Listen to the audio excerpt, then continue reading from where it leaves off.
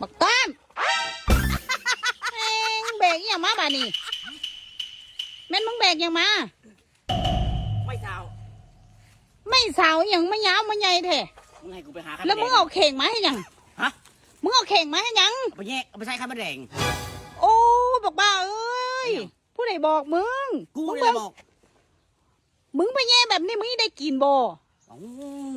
เข่งมึงเบิ่งหัวเข่งด้วยนั่นเข่งเขาไว้ใส่อ้อยใส่มันไม่ยังฮะใส่นี่โอ้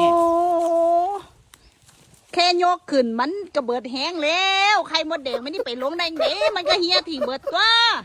บักผีบ้านนั่นบ่ได้กินเฮ็ดแบบนี้บ่ได้กิน